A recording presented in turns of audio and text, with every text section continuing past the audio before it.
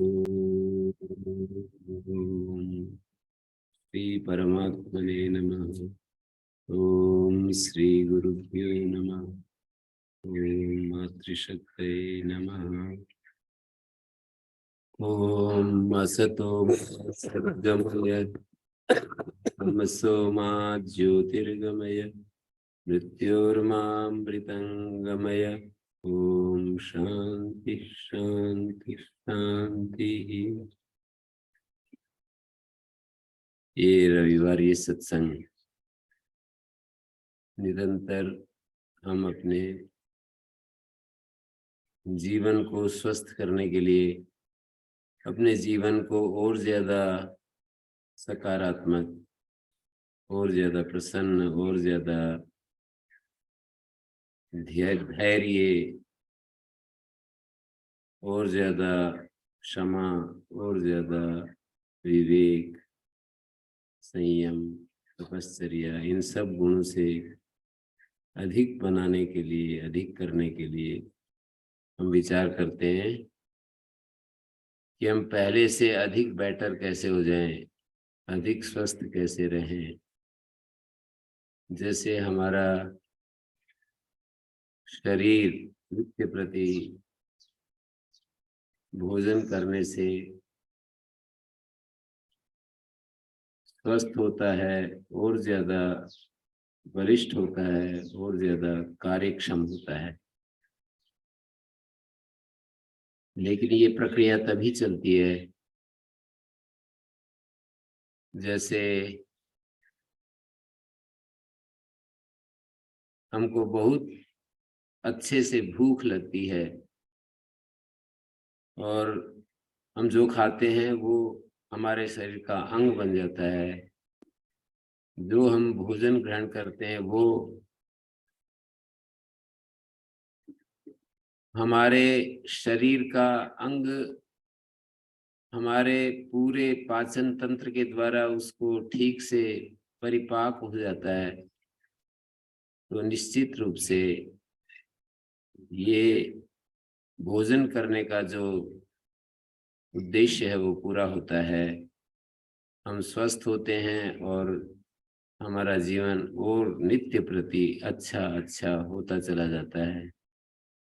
हम ग्रो करते जाते हैं, विकसित होते जाते हैं, सब प्रकार से हमारा सौंदर्य बढ़ता जाता है। लेकिन जिनका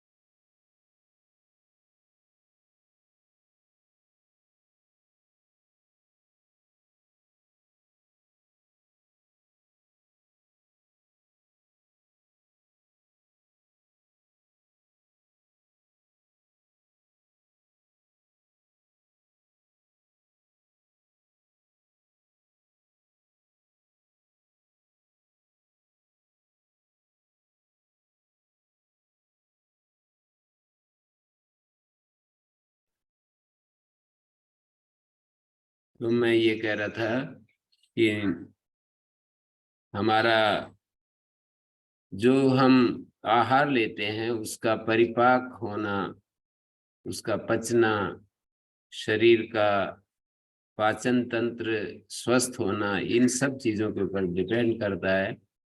और भोजन की मात्रा कैसी है, भोजन कितना हम ले रहे हैं, और उसकी क्वालिटी कैसी है। भूख भी हो, भोजन की क्वालिटी भी ठीक हो, मानी पदार्थ की क्वालिटी भी ठीक हो, तो ये सब चीजें मिलकर के और हमारे शरीर को ठीक रखती है, स्वस्थ रखती है।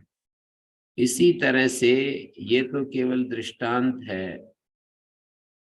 ये बात हम जो अपने सूक्ष्म शरीर को ठीक करने के लिए जो पुस्तक पढ़ते हैं, जो सत्संग करते हैं, ध्यान करते हैं, विचार करते हैं, तो वहां पर भी इसी इसी प्रक्रिया को दोहराया जा सकता है, इस बात को देखा समझा जा सकता है कि हमारा जो सूक्ष्म शरीर है, सूक्ष्म शरीर का जो शीर्षस्थ, उसका जो सबसे जो शिरोमणि पार्ट है, जो सबसे मुख्य हिस्सा है, वो है बुद्धि। हमारे सूक्ष्म शरीर का वो घटक भी इसी प्रक्रिया से, इसी तरह से कि उसको भी आहार मिलता है, उसको भी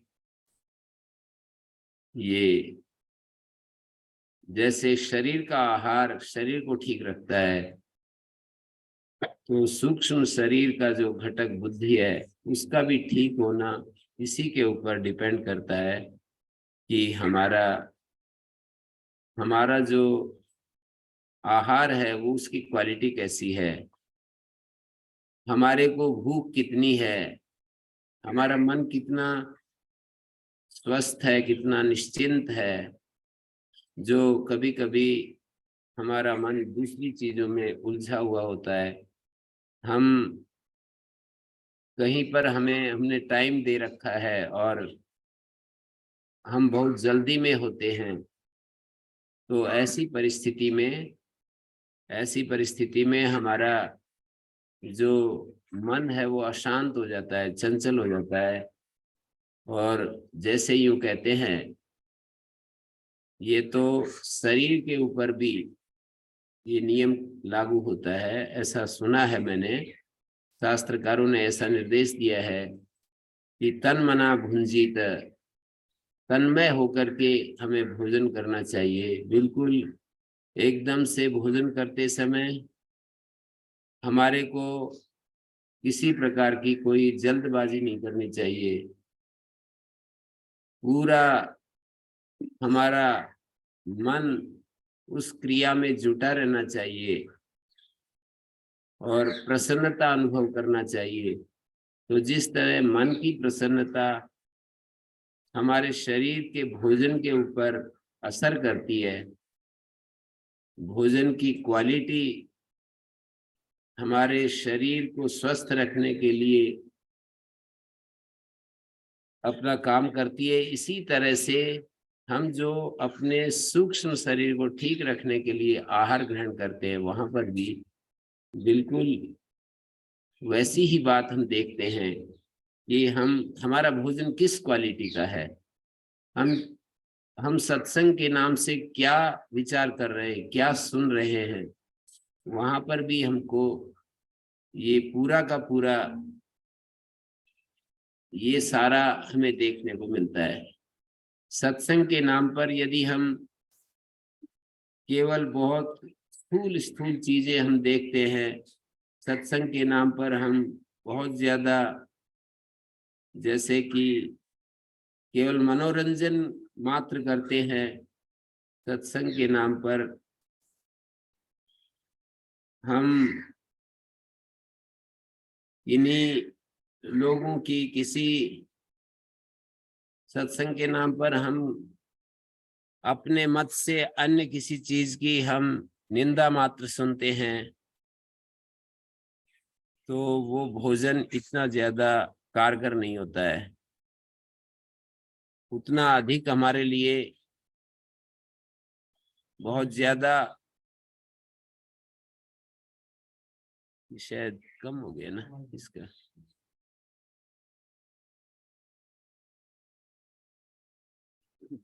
तो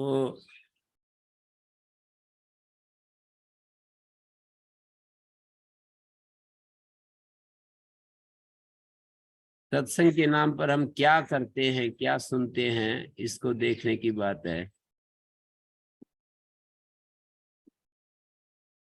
तो हमें इस तरह से निरंतर जब हमारा आहार, स्वस्थ आहार हमारे बुद्धि को मिलता है, सूक्ष्म शरीर को मिलता है, तो आहार ये शुद्ध होने से हमारा अंतःकरण शुद्ध हो जाता है। आहार शुद्ध हो, सत्व शुद्धि, सत्व शुद्ध हो, ध्रुवा स्मृति, स्मृति लंबे, सर्व ग्रंथि नाम विप्र मोक्षा।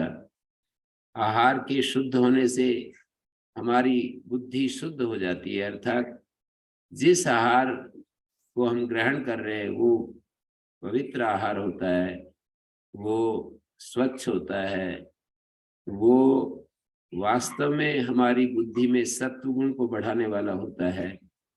सत्संग के नाम से जो आहार जाता है उसमें तमस और रजस की मात्रा कम होती है।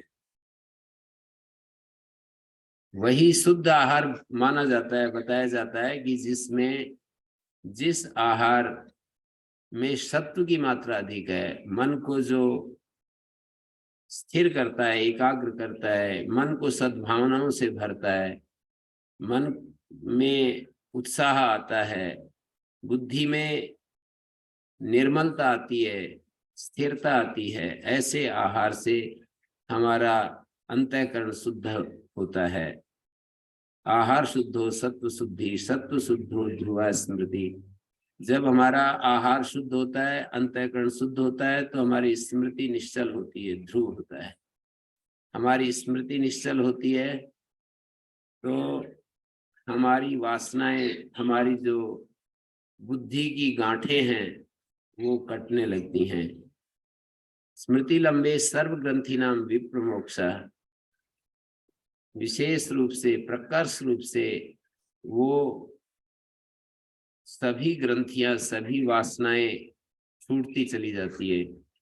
भूतकाल की जो स्मृतियां हैं वो सब हमारी, उन सब का अंत होने लगता है। यही समस्या है हमारे जीवन की, सबसे बड़ी समस्या, कि भूतकाल की चिंताएं, भूतकाल का बोझा, भूतकाल का जो बर्डन है, जो अच्छा बुरा हमने अपने जीवन में किया है, उससे हमारा मन परेशान रहता है और भविष्य की कल्पनाओं में उलझा रहता है, और जो हम वर्तमान में अच्छे से अच्छा कर सकते हैं उससे हटा रहता है, उससे अपने आप को बचाता रहता है।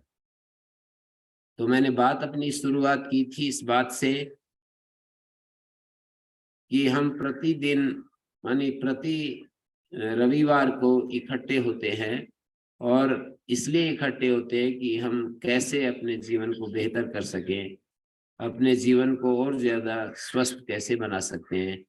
जीवन का मतलब हमारा आंतरिक जो सूक्ष्म शरीर है वो हमारा पहले से कैसे सबल और स्फूर्तिमान, चुस्त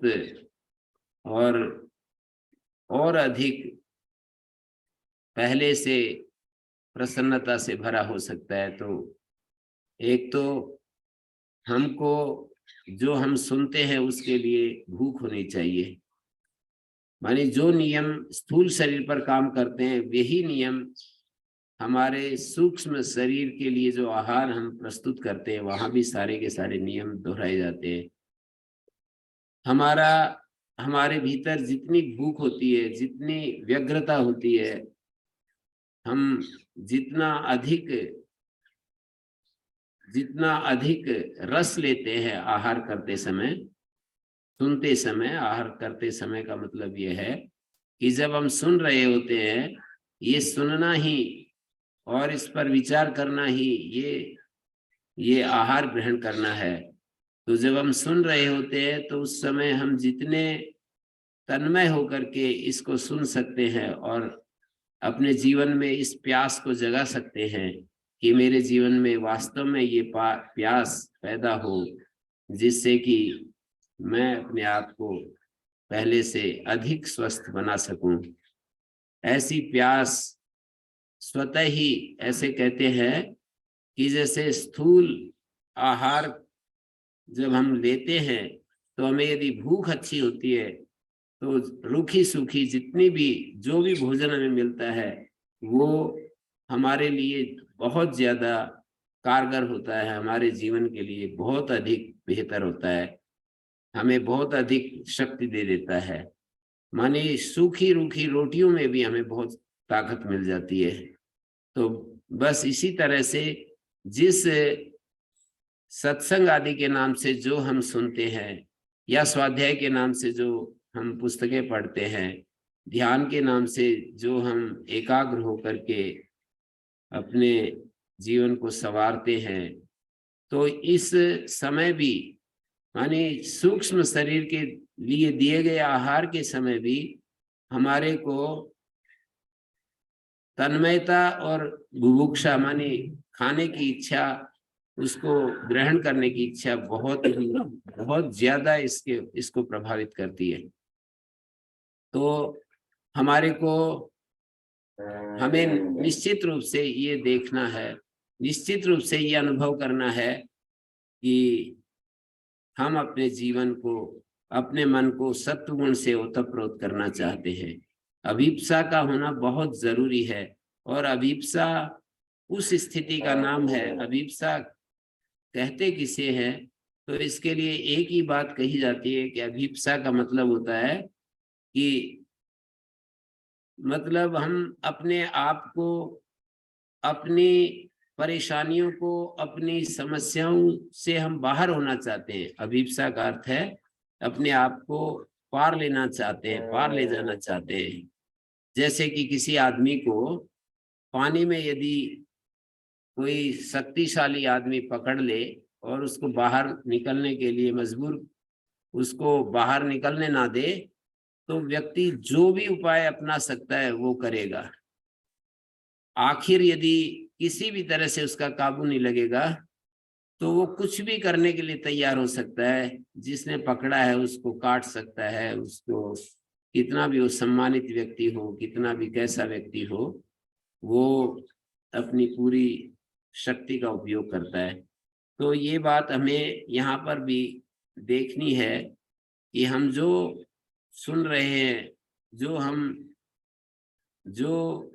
हमारे जीवन में हमें ये अपने ऊपर प्रयोग करना, विचार करना है कि मुझे ये सांसारिक बंधन कैसे लग रहे हैं, मुझे किस तरह से फील हो रहा है। मैं अपने आप को बहुत सामान्य रूप से जो मैं हूं उसमें मेरा स्थिति, मैं अपने में संतुष्ट हूँ, मुझे कुछ और इससे ज्यादा बेहतर की आवश्यकता है, या मैं अपने आप में खुश हूँ। इस तरह से हम अपना आकलन कर सकते हैं। यदि सामान्य नॉर्मल रूप से हम बाहरी चीजों के होने मात्र से अपना जीवन की सार्थकता समझते हैं, हमारे पास मकान है, हमारे पास खाने के लिए भोजन है, हमारे पास कोई बीमारी के समय पैसे हैं, साधन है, आने जाने के लिए हमारे को आवागमन के लिए साधनों की हमें आवश्यकता जो होती है वो पूरी है। ये सारी चीजें यदि हैं और हम कहते हैं कि सब कुछ ठीक ठाक चल रहा है, तो इसका मतलब ये होता है कि हम स्थूल जो जीवन की जरूरतें हैं उससे आगे अभी बढ़ करके नहीं देख रहे हैं। हम नहीं देख पा रहे हैं कि जीवन में विवेक का कोई स्थान है। हम नहीं देख पा रहे हैं कि मन की स्थिरता का कोई जगह है, मन को स्थिर करने का, कोई संयम करने का, धैर्यशाली होने का, या जैसे कि और ज्यादा सहनशील होने का कोई जीवन में अर्थ है। ये सारी चीजें भी जीवन में बहुत हमारे लिए जरूरी है, ये हम नहीं देख पा रहे हैं। जैसे हमको रोटी नहीं मिलती तो हम परेशान हो जाते हैं, ऐसे यदि हमारे को विवेक, हमारे को धैर्य, सहनशीलता, संयम, समझ, जीवन का जो ये जो जिसको कहते हैं, हमारा जीवन बहुत ज्यादा इससे भरा हुआ होता है, कंफ्यूजन से। हमें कुछ भी पता नहीं चलता कि ये क्या कुछ है। इसी तरह से हम अपने जीवन को ढोते रहते हैं और उसमें कोई परेशानी यदि नहीं होती है तो इसका मतलब है कि हमारे जीवन में सामान्य जो जीवन की जरूरत है उससे आगे कोई आवश्यकता अभी पैदा नहीं हुई है। हमारे जीवन में यदि आवश्यकता पैदा हो जाती है, सामान्य आवश्यकताओं से आगे पैदा हो जाती है, तो जब तक वो पूरी नहीं होती तो हमें बेचैनी रहती है। तो ये पता कर सकते हैं हम कि ऐसी जगह जहाँ ऐसी चर्चा होती है उसे हमें कैसा महसूस होता है। उससे हमारे को समय सार्थक होता प्रतीत होता है, या हमें ऐसा लगता है कि ये सब बातें तो हम जानते ही हैं। हम सब कुछ जानते हुए भी यदि हम सब कुछ हमने रोजाना भोजन वही कर रहे होते हैं पहले दिन जो किया था, लेकिन यदि भूख की स्थिति है तो इसका कोई मायने नहीं होता, इसका कोई अर्थ नहीं होता कि वही चीजें हम खाते चले जा रहे हैं। हमारे गुरुजी तो ये कहते थे कि मैं 22-32 वर्ष तक केवल एक समय खिचड़ी मात्र खा करके मैंने वही खिचड़ी, वही चीजें, वही परिमित अग्नि, वही परिमित पानी, उसमें जो चीजें पहले दिन मैंने खाई वही 32 वर्ष तक खाता रहा। और मैंने ये पाया कि एके साधे सब सधे। उन्होंने आहार को इतना ज्यादा महत्व दे दिया कि एक एक चीज पकड़ने की बजाय एक आहार को यदि पकड़ ले तो हमारी साधना अपने आप स्वतः संपन्न हो जाएगी। बस इसी शैली में हम सुन रहे हैं वही सुनते हुए भी हमारे को उसमें रस आएगा। ये कभी हमारे मन में नहीं आएगा कि ये सब जानते हैं हम, कुछ विशेषता होनी चाहिए, कुछ पहले से हमारे को ऐसी चीज मिलनी चाहिए। ये तो एक जानकारी, जैसे कि मनुष्य के मन में एक उत्सुकता रहती है कि वो नई नई चीजें सीखना चाहता है, जानना चाहता है। छोटे बच्चे जैसे उत्सुकता बस पूछते रहते ये क्या है, ये क्या है। और उनकी उत्सुकता यदि निरंतर पूरी होती रहे तो उनका मन उसमें व्यस्त रहता है और वो कभी भी अधीर नहीं होते हैं। इसी तरह से हमारी भी उत्सुकता, हमारी भी बड़े होने पर भी वो उत्सुकता बच्चों की तरह अलग अलग विषयों में होती है। और यदि हमारे को नए नए जानकारियां, नए नए हमारे को विषय सीखने को मिलते हैं तो उससे मनुष्य की संरचना ऐसी ही है, मनुष्य के का जो बनावट है वो ऐसी है कि नई नई चीजों से उसको सुख मिलता है, उसको बेहतर महसूस होता है। ये एक अलग प्रकार का सुख है। वो जानकारी का जो सुख है, नई जानकारी का जो सुख है, ये एक अलग स्तर की चीज है। लेकिन हमारे जीवन में सात्विकता का जो सुख है, मानी ज्ञान से भी एक सुख होता है, साधन से सुख होता है, और अच्छे सद्भाव के द्वारा भी सुख होता है। तो सत्संग में हमारे को एक सद्भाव का, हमारे मन के परिष्कार से जो हमें सुख मिलता है, मन के सत्वगुण से ओतप्रोत होने का जो सुख मिलता है, वो सुख हमारे लिए बहुत ही ज्यादा जरूरी होता है। उसकी तरफ ध्यान देना बहुत आवश्यक होता है।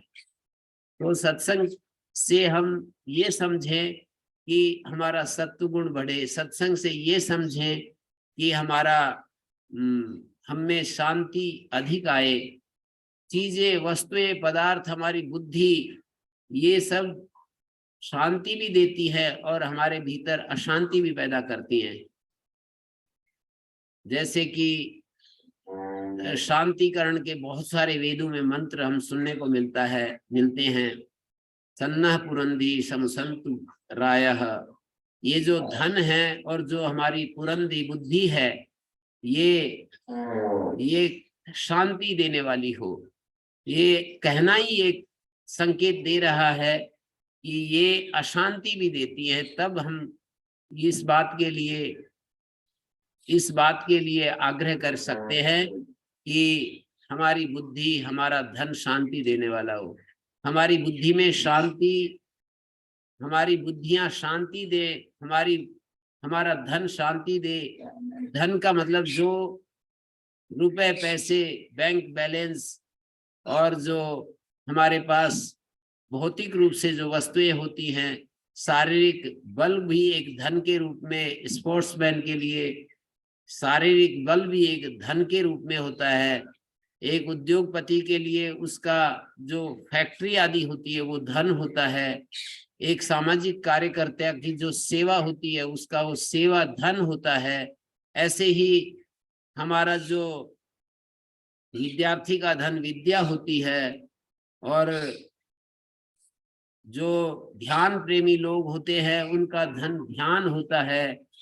जो हम अर्जित करते हैं, जिसके लिए हम समय लगाते हैं, जिसके लिए हम कोशिश करते हैं, उसको बढ़ाने के लिए चेष्टा करते हैं, मानी योगक्षेम हमारा चल रहा होता है जिस जिस विषय में, मानी अलग अलग जीवन के एरिया हैं, उन एरिया में जो हम काम करते हैं वो हमारे लिए जो अर्जित सामग्री होती है वो धन कही जाती है। तो ये कहते हैं कि ये धन हमारे लिए शांति देने वाला हो। जो अर्जित चीजें हैं वे हमको शांति प्रदान करें। वे चीजें जो अर्जित वस्तुएं हैं वो हमारे भीतर अशांति भी लाती है, हमारे जीवन में अहंकार पैदा करती हैं। और अहंकार यदि पैदा हो जाता है तो स्वाभाविक रूप से वो सारे बीज तैयार हो जाते हैं जो वृक्ष बन करके दुखों के रूप में जो फलों को हमारे लिए प्रस्तुत करते हैं, विविध फलों को, अनंत फलों को हमारे लिए देते हैं, अनंत दुखों की श्रृंखला। तो ये जो धन है, जैसे हम वो, जैसे महर्षि दयानंद का भी एक वाक्य है कि जब खूब धन होता है तो उसके साथ अभिमान, विषयासक्ति, अधिकार लालसा इत्यादि बढ़ती चली जाती है।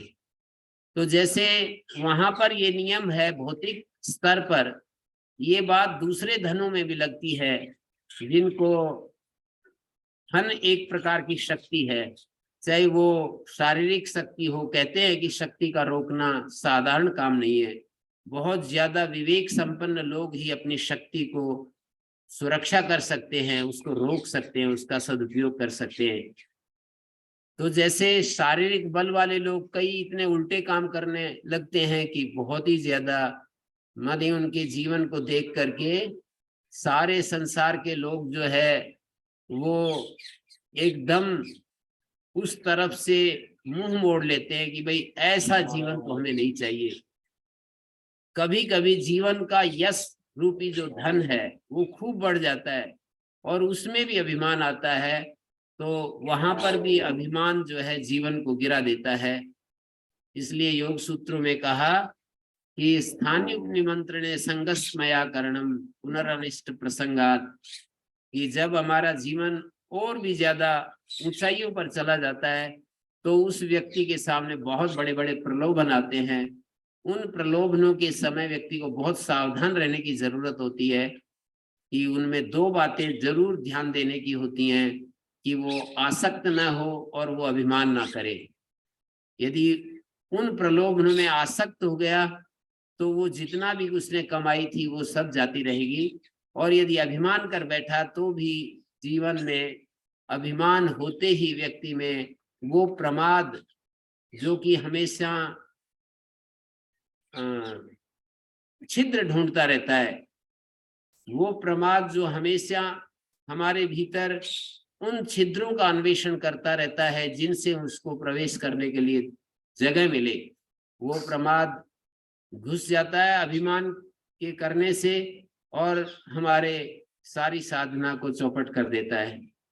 तो हमें हमेशा इस बात की तरफ ध्यान रखने की जरूरत होती है कि जो धन की हम बड़ी मेहनत करके वृद्धि करते हैं, धन को अर्जन करते हैं, किसी भी क्षेत्र में जो धन है, विद्यार्थी विद्या का अर्जन करता है, कोई स्पोर्ट्समैन बल का अर्जन करता है, उद्योगपति धन का अर्जन करता है, एक राजनेता अपनी जन सेवा का अर्जन करता है।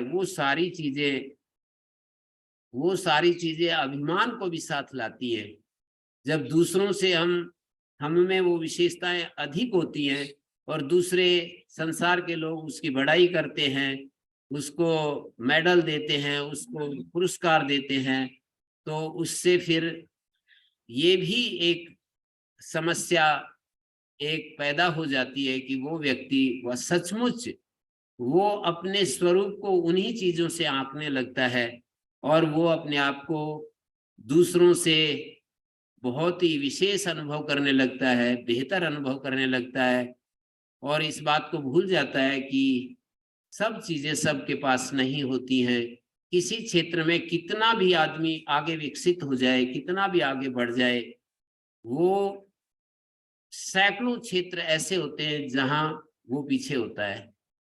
जैसे कल कोई सज्जन मेरे से बात कर रहे थे कि कुछ ऐसा काम करो जैसे कि बहुत बड़ा काम हो। मैंने कहा कि बड़ा तो अलग अलग बड़े के पैमाने होते हैं और बड़ा आपको तो बस एक ही दृष्टि से शायद आपको बड़ा लगता है, जिसमें लाखों लोग भीड़ इकट्ठी हो और कोई इस तरह के कार्यक्रम हो जहाँ बड़े बड़े राजनेता इकट्ठे होते हों, वो जो बहुत चर्चित लोग होते हैं दुनिया के, वो लोग उसमें आते हों।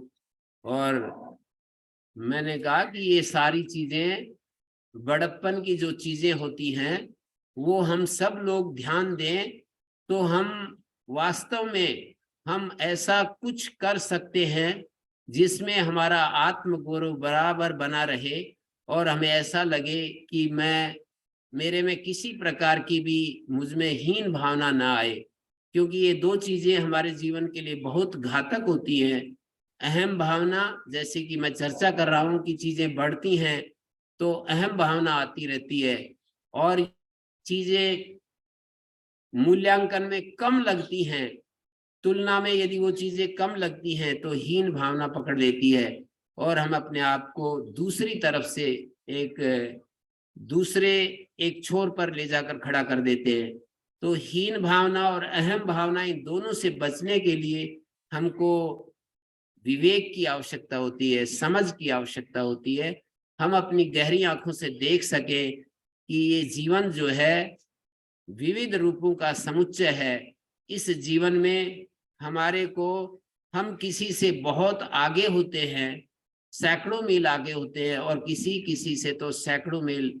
बहुना मेमी प्रथमा बहुना मेमी मध्यमा, ऐसे जो कठोपनिषद में नचिकेता ने बोला था कि मैं बहुतों में तो प्रथम हूँ, बहुतों में मध्यम हूँ और कौन सा यमाचार्य मेरे से काम लेंगे, किंचित यमस्य कर्तव्यम यन्मया अद्य करिष्यति। जो कौन सी ऐसी बात है जो आचार्य यम जो हैं वो या मृत्यु के रूप में जो यम है वो मुझसे कराएंगे।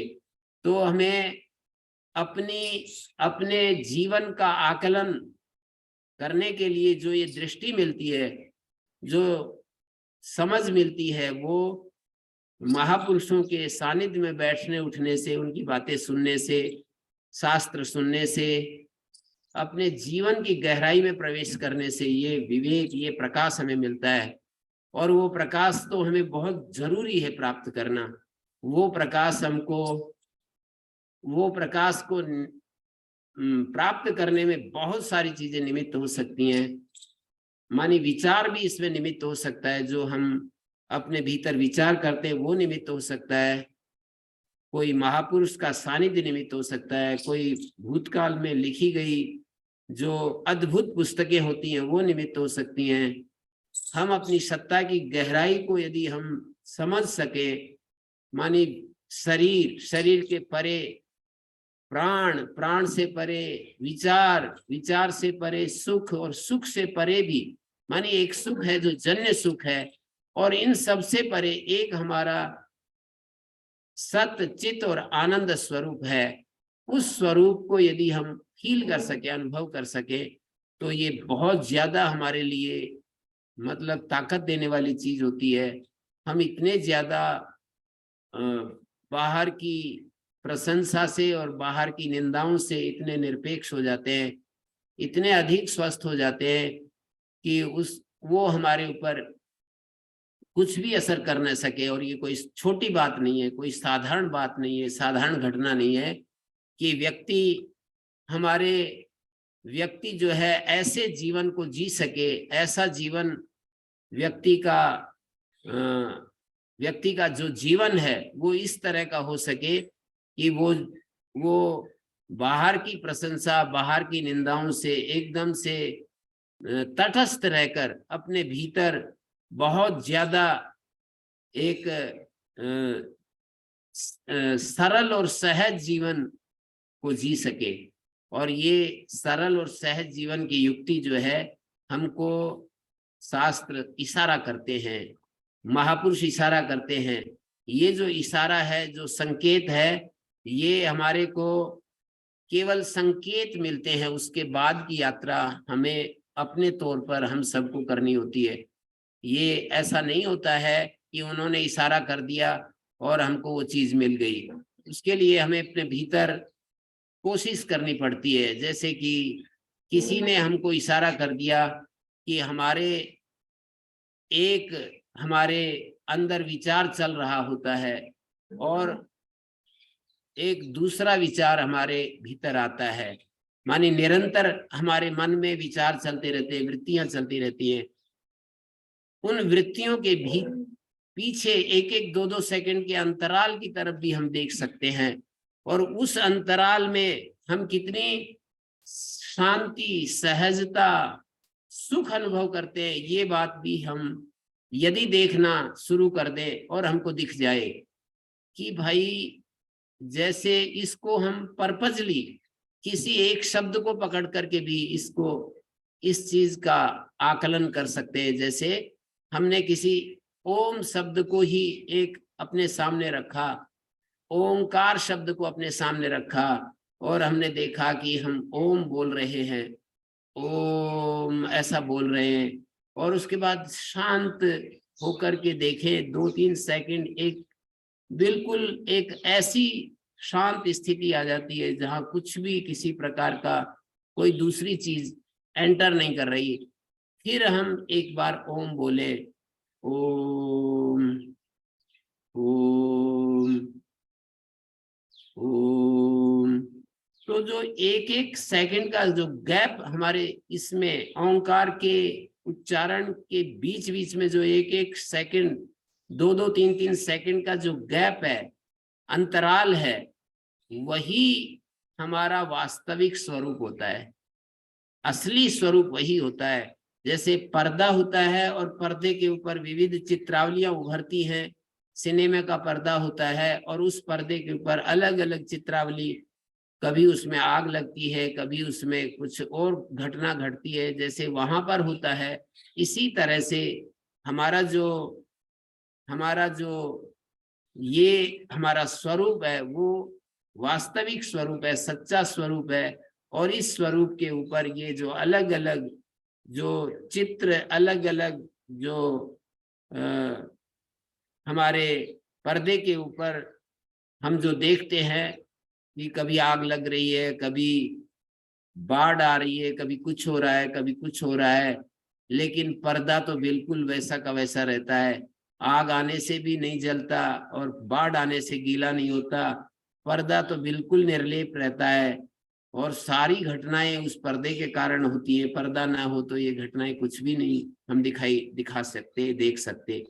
तो इसी शैली में हम देख सकते हैं कि हमारा जो स्वरूप है वो इतना शांत है, वो स्वरूप इतना स्थिर है, एक रस है और उसमें कोई उतार चढ़ाव नहीं है, कोई फ्लक्चुएशन नहीं है।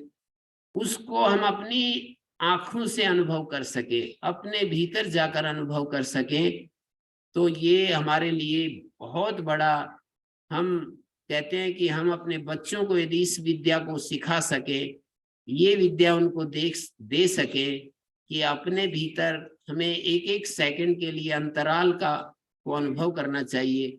और ये अंतराल जितना हमारा बढ़ता जाता है तो हमें पता लग जाता है कि आत्म तत्व की जो बात शास्त्रों में मिलती है, सुनते हैं हम, दूसरों से बहुत महिमा सुनते हैं। आत्मा जो है सच्चित आनंद स्वरूप है तो वो जो अंतराल है वही यदि लंबा हो जाता है, बहुत लंबा हो जाता है, और हमारा स्वरूप ही हमें सहज स्वभाव ही बन जाता है, तो बस फिर क्या करने के लिए बाकी बचता है। और उस अवस्था में हम इतने अपने को आशा से भरे हुए शांति और संतोष, तृप्ति, निर्भयता, पूर्णता, इन सब चीजों से अपने आप को अनुभव करते हैं कि उसके लिए हम शब्दों में उसका वर्णन नहीं कर सकते। यदि ऐसा नहीं हो पाता है तो ये जितने भी शब्द होते हैं ये ऐसे होते हैं कि जैसे किसी को प्यास लग रही है, और उस प्यास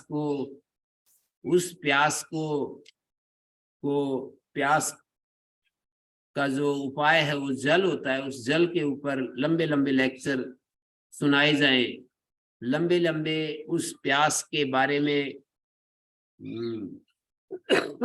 पूरा ग्रंथ का ग्रंथ लिख दिया जाए, पर पानी पीने को ना मिले, तो उसकी जैसे स्थिति होती है वैसा ही रहता है। मानिए हम पानी के ऊपर पुस्तक लिख रहे हैं पर पानी की बूंद हमारे गले में नहीं जा रही, तो ऐसी स्थिति होती है। यदि हम आत्मा के बारे में चर्चा हम करते जाएं, गीता के प्रारंभ में जो आत्मा का उपदेश है कि आत्मा ऐसा है, ऐसा है, ऐसा है, पर उस आत्मा की जो महिमा गान कर रहे हैं, आत्मा का वर्णन कर रहे हैं, शब्द न जायते म्रियते व कदाचित नायम भूत्वा भविता वा न भुवा नैनम छिदन्ति शस्त्राणि नैनम दहति पावका, ये सारे शब्द गीता के 10-12 जो श्लोक हैं, शुरू में ही जो दूसरे अध्याय के आरंभ में 15 से 25 तक यहाँ से शुरू करते हैं। जैसे नासतो विद्यते भाव ना भाव 16वें श्लोक से लेकर और 25वें श्लोक तक, अर्थात 10 श्लोकों में जो आत्मा के विशिष्ट स्वरूप का वर्णन किया है। नासतो विद्यते भाव ना भाव विद्यते सता उभयोरपि दृष्टो अंतस्तनयोस्तत्वदर्शी भी अविनाशी तु तद्विद्धि येन सर्वमिदं ततं विनाशम अव्ययस्यास्य न कश्चित् कर्तुमर्हति अंतवन्ता इमे देहा नित्यस्योक्ता शरीरिणा अनाशिनो अप्रमेयस्य तस्मात् युध्यस्व भारत य एनं वेत्ति हन्तारं यस्यैनं मन्यते हतम् उभौ तौ न विजानीतो नायं हन्ति न हन्यते न जायते म्रियते वा कदाचित् नायं भूत्वा भविता वा न भूया अजो नित्या शाश्वतोऽयं पुराणो न हन्यते हन्यमाने शरीरे वेद विनाशिनं नित्यं य एनम् अजमव्ययं कथं स पुरुषः पार्थ कं घातयति हन्तिकम् वासांसि जीर्णानि यथा विहाय नवानि गृह्णाति नरोपराणि तथा शरीराणि विहाय जीर्णान्यन्यानि संयाति नवानि देहि नैनं छिन्दन्ति शस्त्राणि नैनं दहति पावका न चैनं क्लेदयन्त्यापो न शोषयति मारुता अच्छेद्योऽयम् अदाह्योऽयम् अक्लेद्यो अशोष्य एव च नित्यः सर्वगतस्थाणु अचलोऽयं सनातनः अव्यक्तोऽयम् अचिन्त्योऽयम् अविकार्योऽयम् उच्यते तस्मादेवं विदित्वैनं नानुशोचितुमर्हसि। इन 10 श्लोकों में आत्मा के उस महिमामय स्वरूप का वर्णन किया कि आत्मा ऐसा है, आत्मा ऐसा है, आत्मा ऐसा है, पर उसका एक क्षण के लिए भी हमारे को अनुभव नहीं हो रहा है। माने जैसे जल की महिमा तो हम गा रहे हैं, ये जल हमारे को इतनी तृप्ति देता है, हमारे जीवन में ये कर देता है, वो कर देता है। जल की पूरी हम पुस्तक पढ़ते जा रहे हैं जल के बारे में, और प्यास से हम जूझ रहे हैं। बड़ा हमारे भीतर बार बार पुस्तक पढ़ते पढ़ते भी पानी की तरफ देखते रहते हैं, फिर उठा उठा करके कहीं इधर से पानी आ जाए, उधर से पानी आ जाए। जैसे हमारी वो स्थिति होती है, ऐसे ही शास्त्रों को हम पढ़ते रहते हैं, पुस्तकें पढ़ते रहते हैं, आत्मा का महिमा सुनते रहते हैं, आत्मा के बारे में सुनते रहते हैं। जैसे मैंने अभी मंत्र पढ़ करके जो संस्कृत जानते हैं, इन शब्दों को सुन करके आत्मा के बारे में सुनने के बाद भी हमारी वही स्थिति रहती है जो सुनने से पहले होती है। तो आप यूं कहेंगे कि किसी किसी को इनका अर्थ ही नहीं पता चलता है, मैं उनके बारे में नहीं कह रहा हूं, मैं उनके बारे में कह रहा हूं जो अर्थ जानते हैं, शब्द क्या कह रहा है उसको जानते हैं, शब्द के द्वारा जो संकेत दिया गया है उसको जानते हैं, शब्द के द्वारा जो संकेत हमें प्राप्त होता है उसको पूरा जान रहे हैं। फिर भी आत्मा का जो रस स्वरूप है, आत्मा रसो वै स, और अभयम प्रतिष्ठा विंदते न विभाय मृत्यु आत्मानम धीरम अजरम युवानम तमेव विद्वान न विभाय मृत्यु। आत्मा को जानने के बाद मनुष्य मृत्यु से निर्भय हो जाता है। आत्मा को जानने के बाद ऐसा कहते हैं ब्रह्मानंद वल्ली तैतरीय उपनिषद में कहा कि आत्मा को जानने के बाद मनुष्य की वो स्थिति आ जाती है कि जो उसको दो चीजें हमेशा सताती रहती हैं, उसके अज्ञान में जीवन की जो बातें होती हैं कि कुछ उसने गलत कर दिया और कुछ अच्छा छूट गया, तो वो दो बातें उसको हमेशा जलाती रहती है कि क्यों मैंने ऐसा गलत काम कर डाला, क्यों मैंने अच्छा काम नहीं किया। ये दो बातें सताती रहती है आदमी को। पहले उसके भूतकाल में जो वो अज्ञान अवस्था में जो जी रहा था, उस समय उसके द्वारा कुछ गड़बड़ हुई, कुछ गलत हुआ, कहीं झूठ बोल दी, कहीं चालाकी की, कभी किसी को धोखा दे दिया, कभी किसी की अन्यायपूर्वक वस्तु ले ली, कहीं किसी को बहुत ही दुखद वचन बोल दिए, ऐसे ऐसे आदमी को कहीं आचरण की गलती कर दी। ये सारी गलतियां उसके शूल बन करके, मतलब जैसे लोहे के पैने शूल बनकर उसके हृदय में छेदती रहती हैं कि क्यों तूने ये पाप कर्म कर डाला, क्यों तूने अच्छा काम नहीं किया। तो कहते हैं आत्मवित होने के बाद ये दोनों चीजें उसका पीछा छोड़ देती है। भूतकाल में जो कुछ किया था उससे जो उसके अंदर ये जो उसके हृदय में जो शूल की तरह चुभ रही थी ये दो बातें, किम हम साधु ना करवम किम हम पापम अकर्वम, क्यों मैंने पाप कर डाला, क्यों मैंने पुण्य नहीं किया, अच्छा नहीं किया। तो कहते हैं आत्मा के ज्ञान होने के बाद उसकी ये दोनों बातें पीछा छोड़ देती हैं। तो ये दोनों बातें पीछा छोड़ देती हैं, ये तब होता है जब आत्मा का अनुभव हो जाए। ऐसा नहीं कि इन मंत्रों को पढ़ने से, इन मंत्रों को सुनने से उसको ये स्थिति आ जाएगी। ये तो संकेत हैं, ये तो केवल इशारे हैं। इन इशारों को पा करके हम आत्मा को यदि अनुभव नहीं कर पाए हैं, तो ये ऐसा ही है कि पानी के ऊपर, मेरे एक मित्र हैं वो बता रहे कि किसी दूसरे उनके परिचित का हवाला दे करके और बता रहे थे कि भाई कितनी किताब पढ़ ले, प्यास तो पानी पीने से ही मिटेगी। भाई पानी यदि नहीं पिया जा रहा है तो कितनी पुस्तक पढ़ लो, कितनी बातें सुन लो, प्यास नहीं मिटेगी। पानी के ऊपर व्याख्यान लेक्चर सुनने से प्यास नहीं मिटेगी। तो आत्मा के बारे में तो फिर ये बात आ जाती है, तो क्या हम ये जो सुनते हैं ये व्यर्थ है, क्या हम पुस्तक पढ़ते हैं व्यर्थ है, क्या हम धार्मिक कर्म कांड करते हैं वो व्यर्थ है? व्यर्थ कुछ भी नहीं है। ना तो धार्मिक कर्मकांड व्यर्थ है, ना सुनना व्यर्थ है, ना पुस्तकें पढ़ना व्यर्थ है। इन सब के द्वारा जो संकेत हमारे को दिए जाते हैं, तो उन सब संकेतों में सबसे प्रमुख जो संकेत है वो मैंने आपके सामने रखा कि हम इसका अभ्यास शुरू करें। हमारे व्यक्तित्व का जो एक शांत स्वरूप है, वो उसको हम इस तरह से हम अनुभव कर सकते हैं। जो विचार के परे, इच्छाओं के परे, जो हम वृत्तियां कहते हैं, जिनको वृत्तियों के परे जो हमारा स्वरूप है उसको हमें फील करना चाहिए, उसको अनुभव करना चाहिए। तो निश्चित रूप से हमको एक आइडिया मिलेगा, एक तरीका मिलेगा, अपने भीतर प्रवेश करने का एक रास्ता खुल जाएगा।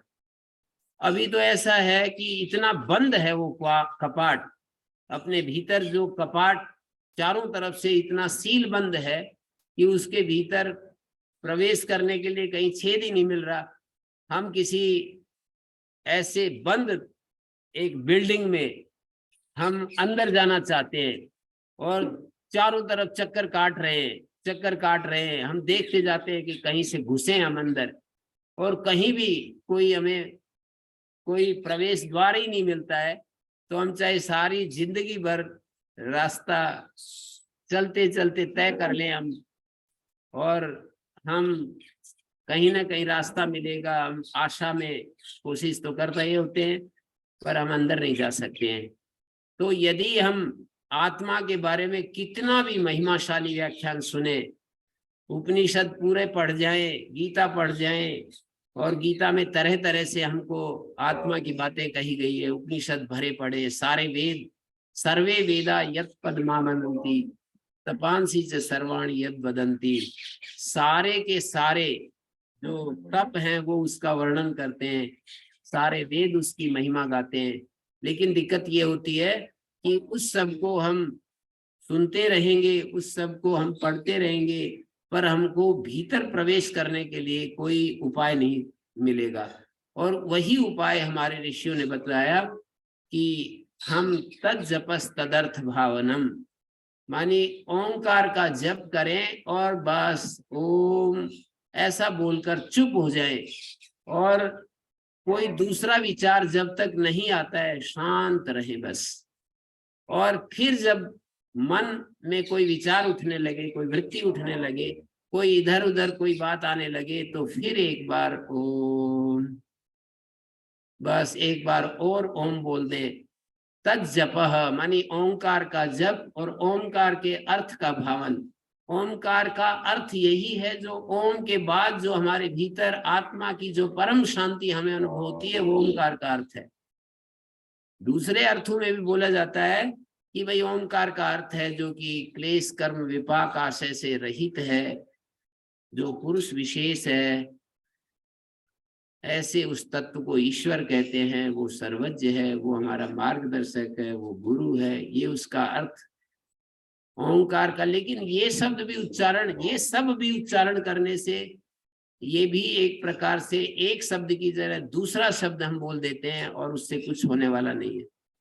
एक शब्द की जगह हमने दूसरा शब्द बोल दिया कि परमात्मा जो है वो क्लेश आदि से मुक्त है, क्लेश कर्म विपाक और आशय मानी वासनाओं से रहित है, क्लेश से रहित है, कर्म से रहित है, विपाक से रहित है, आशय से रहित है। क्लेश कर्म विपाक आशय से रहित है। कर्म का मतलब शुभ अशुभ कर्म, विपाक का मतलब जाति आयु भोग, आशय का मतलब संस्कार, इन सब से एक रहित तत्व है। ऐसे एक व्याख्या हमने सुन ली कि क्लेश कर्म विपाक आशय से रहित है, और उसका ज्ञान सबका जैसे एक एक ज्ञान होता है, और सारी धरती के मनुष्यों का जो ज्ञान है उन सबको कलेक्ट किया जाए, और ईश्वर का ज्ञान तो इन सब से अधिक है उसका ज्ञान। तत्र निरतिशयम् सर्वज्ञ बीजम, वो मार्गदर्शक गुरु है। ऐसे हमने 3 सूत्रों से, योग दर्शन के 3 सूत्रों से हमने ओंकार के बारे में परिचय प्राप्त किया। ये भी वैसा ही है, जैसे ओम शब्द बोल दिया, ऐसे ये और सारे कुछ शब्द बोल दिए कि वो ईश्वर क्लेश कर्म विपाक आशय से रहित है, वो ईश्वर सर्वज्ञ है, वो हमारा गुरु है, ये भी तो वैसा ही है।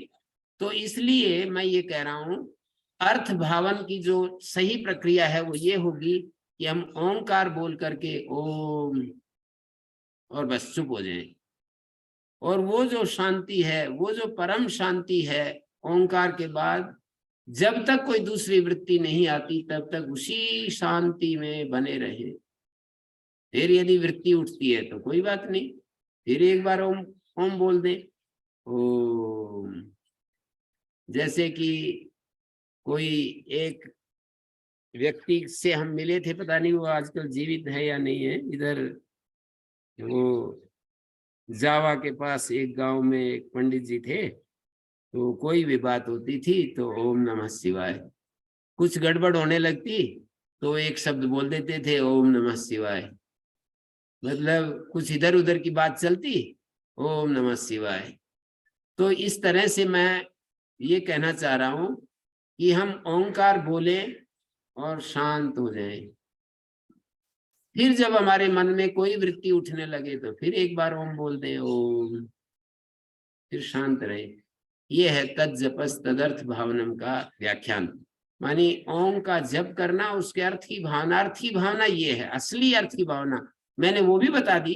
अर्थ की भावना कि भाई जो 3 सूत्रों में ईश्वर का स्वरूप बताया है, उससे पहले तज्जपस तदर्थ भावनम से पहले ईश्वर प्रणिधान से हमें समाधि मिलती है, ये कहा। और फिर ईश्वर का स्वरूप बताया 3 सूत्रों में। पहले निर्देश दिया कि भाई ईश्वर की भक्ति करने से हमारा मन शांत हो जाता है और समाधि प्राप्त हो जाती है। समाधि का मतलब मन वृत्ति रहित हो जाता है, माने ईश्वर की भक्ति से मन वृत्तियों से पार चला जाता है।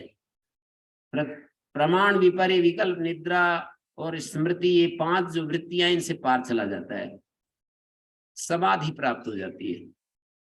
तो ईश्वर कैसा है, तो फिर 3 सूत्रों में उसका स्वरूप बताया। क्लेश कर्म विपाकाश या परामृष्टा पुरुष विशेषा ईश्वरा तत्र निरतिशयम सर्वज्ञ बीजम, और सैस पूर्वेशम अपि गुरु कालेन अन्वच्छेदात्, वो हमारे पूर्व, हमारे से पहले वाले लोगों का भी गुरु है और हमारा भी गुरु है।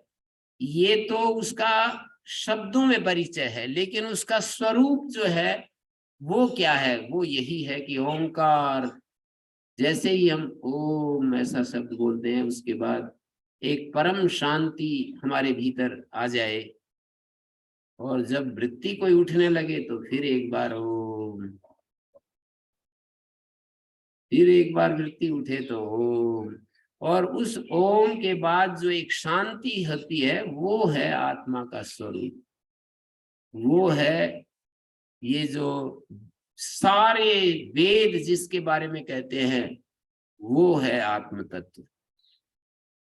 ओंकार के बाद जो एक शांति हमारे भीतर आ गई है, वो सारे वेदों का जो निर्देश्य है, सारे वेद जिसकी तरफ संकेत करते हैं वो है। तो हमारे को उसके लिए, उस आत्म तत्व के लिए कहा है आत्मना विंदते वीर्यम। आत्मा से बल आता है। वो जो आत्मा तक हम पहुंच गए तो इस संसार में जो भी चीजें हैं जिनसे हमें पीछा छुड़ाना है, वो सारे चीजों से पीछा छूट जाएगा।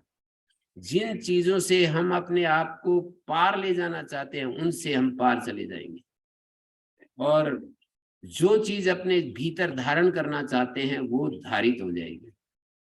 तो मैंने अपनी बात को शुरू करते समय यही कहा था कि हम कैसे बेहतर हो जाए, कैसे हम अच्छे हो सकते हैं, कैसे हम पहले से स्वस्थ हो सकते हैं। इसके लिए हम बैठते हैं प्रति रविवार। तो हम जो सुनते हैं उस से हमारे भीतर सात्विकता, उससे हमारे भीतर स्थिरता, उससे हमारा प्रकृति का आकर्षण यदि कम होता है, तो ये वास्तव में हमारी दिशा उस तरफ जा रही है। हम एक एक कदम नदी को पार करने के लिए हम नौका में सवार हैं, और वो नौका हमको परले किनारे तक ले जाएगी, और अंततः तो हमें सारे साधन छोड़ने ही पड़ते हैं। उस स्थिति में जाने के लिए हमारे को सब साधनों का त्याग करना ही पड़ता है।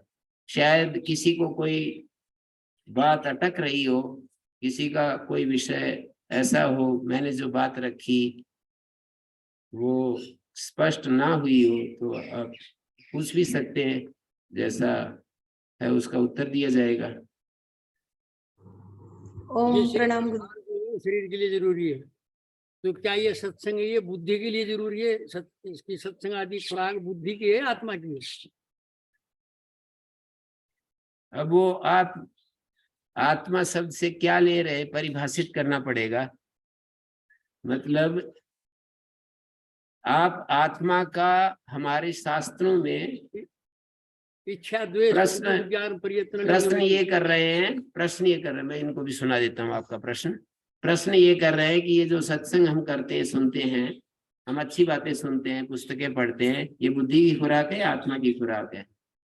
तो आत्मा के लिए ऐसा है कि न्याय वैशेषिक में जिस आत्मा का वर्णन है, जो आपने कहा, जैसे इच्छा द्वेष प्रयत्न सुख दुख ज्ञान का जो अधिकरण है, धर्माधर्म का, संस्कार का जो अधिकरण है, इस अर्थ में यदि आप आत्मा शब्द का प्रयोग कर रहे हैं तो आत्मा की है।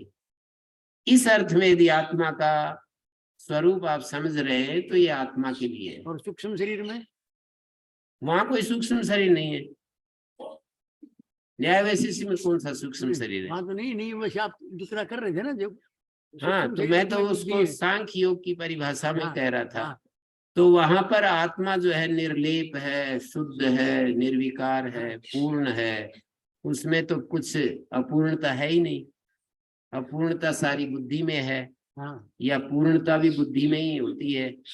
तो उस दृष्टि से यदि देखेंगे तो बुद्धि की खुराक है। ये दो दृष्टियां अलग अलग हैं। आप सांख्य दृष्टि से यदि मेरे से प्रश्न कर रहे हैं तो फिर वहां पर ये सारा सत्संग आदि बुद्धि के परिष्कार के लिए। आप न्याय वैशेषिक की दृष्टि से यदि आप आत्मा का स्वरूप जान करके और प्रश्न कर रहे हैं तो आत्मा के लिए, जीवात्मा के लिए ये सारा प्रयत्न है। नहीं, टोटल जीवात्मा शुद्ध होता है, अशुद्ध होता है। उस दर्शन में जीवात्मा ज्ञानी अज्ञानी होता है, जीवात्मा धार्मिक अधार्मिक होता है। तो उस दर्शन के अनुसार जीवात्मा के लिए है। और सांख्य योग में आत्मा को पहले ही कह दिया कि वो तो निर्लेप है, शुद्ध है, पवित्र है, असंग है, उसमें कुछ कर ही नहीं सकते हम। तो उसमें बुद्धि जो है, बुद्धि ठीक गलत होती है, बुद्धि शुद्ध अशुद्ध होती है, धर्म अधर्म से युक्त होती है। तो उस दर्शन के अनुसार बुद्धि का परिष्कार किया जा रहा है। हाँ जी, और कौन पूछ रहा था कुछ? ओम नमस्ते गुरुजी। जी जी गुरुजी, मेरा ओम के विषय में प्रश्न है। मैं ओम का जप करता हूँ, तो जी ओम का अलग अलग गुरु अलग अलग प्रकार से ओम का उच्चारण करने बताते हैं। अब जी व्याकरण के अनुसार क्या सही है, मतलब जिससे हमें आत्मिक उन्नति हो, इसके बारे में थोड़ा बता दीजिए। नहीं, वो तो मैंने बता ही दिया। मैंने ये बतलाया कि केवल उच्चारण तो हमारे को, हमारे बिखरे हुए मन को एकाग्र करने का साधन मात्र है। हमारी वृत्तियां इधर उधर बिखरती हैं, तो उसको हमने बाहर से रोक करके उन वृत्तियों को एक ओंकार में ले आए। ओम। मन जो हमारा दूसरी दूसरी वृत्तियों में जा रहा था, हमारे दूसरी जगह हमारा ध्यान जा रहा था, उस ध्यान को जैसे आप इधर उधर देखने लगे। और वो हम उसमें पढ़ते थे, वो कॉलेज में पढ़ते थे, तो प्रोफेसर बार बार एक ये शब्द कहते हैं, look at me, look at me. तो हमारा मन इधर उधर जाता है। हाँ भाई देखिए, थोड़ा ध्यान दीजिए, थोड़ा मेरी तरफ ध्यान दीजिए, जो ये बोलते हैं शब्द। तो आप इधर उधर जब भटकते हैं तो उसके, आपके मन को मैं अपनी तरफ खींचना चाहता हूँ। तो उसे ओंकार तो एक माध्यम है। हमारा मन इधर उधर बिखरने लगता है तो हम कहते हैं ओम, अर्थात हम ओंकार के ऊपर आ गए। फिर वहां आकर के क्या करना है? चुप होना है, चुप साधन का प्रयोग करना है, शांत होना है, बस कुछ करना थोड़ी है। उसके बाद करने की जो गति है वो तो ओम उच्चारण तक ही है। वो उसको आप प्लुत उच्चारण करते हैं, या उसको एक मात्रा में उच्चारण करते हैं, या द्विमात्रा में उच्चारण करते हैं, त्रिमात्रिक ओम का उच्चारण करते हैं, उसका काम तो पूरा हो गया। जब आपका मन भटक रहा था, इधर उधर जा रहा था, आपने ओम बोल करके उन वृत्तियों पर एक बैन लगाया कि बस। और उसके बाद अगला जो काम है वो तो शांत रहना है। हमारा मन उधर से रुक गया, अब क्या करना है? आगे आगे तो चुप रहना है बस। अब दोबारा मन भटकने लगे तो फिर एक बार ओम बोल दो, ओम। और ऐसे ही आप शांत होकर के आंख बंद करके करें, आंख खोल के करें, आप इस प्रक्रिया से आप कीजिए, आपको लाभ होगा निश्चित रूप से। शायद समझ गए होंगे मेरी बात, नहीं तो फिर जी आप। गुरु जी, जी गुरु जी, धन्यवाद। हाँ जी, और किसी का कोई प्रश्न? जी, ओम गुरु जी। जी जी, मैंने जैसे आपने बताया ना अभी, जैसे आप बता रहे हैं, इसको मैंने प्रैक्टिकल किया। पहले मैं शब्द अर्थ संबंध के साथ करती थी तो शांति मिलती थी, फिर ओम का जप मात्र किया, उससे और ज्यादा शांति। लेकिन आपने जो ये अभी मौन वाली बात बताई, तो मैं बहुत दिन से इसको प्रैक्टिकल कर रही हूँ। वास्तव में इसमें बहुत ही गहरी शांति और बहुत ही ज्यादा लाभ इसमें लग रहा है मुझे, आपने जो बताया ये रास्ता। और जी, महर्षि जी ने लगे रहे, आपको प्रैक्टिकल अनुभव हो रहा है तो आप ऐसे ही, जिसको अपना अनुभव हो जाता है वो किसी, सारी दुनिया भी आपको कहते हैं आप गलत कर रहे हैं तो आप थोड़ी स्वीकार करेंगी। सारी जी दुनिया जी के लोग आचार्य मिल करके कहेंगे ये तुम्हारा तरीका गलत है और आपको शांति मिल रही है, तो आप यही कहेंगे ना, ठीक है भाई मैं अच्छे से जानती हूँ। और गुरुजी, महर्षि दयानंद जी ने भी तो जो है वृत्ति सारूप्य वृत्तियों से पार जाने के बाद भगवान में अवस्थित होते हैं, ऐसा ही तो बोला ना। वृत्ति जब रुक गई है तो हम भगवान में ही है उस समय, मतलब जी, और किसी का कोई प्रश्न?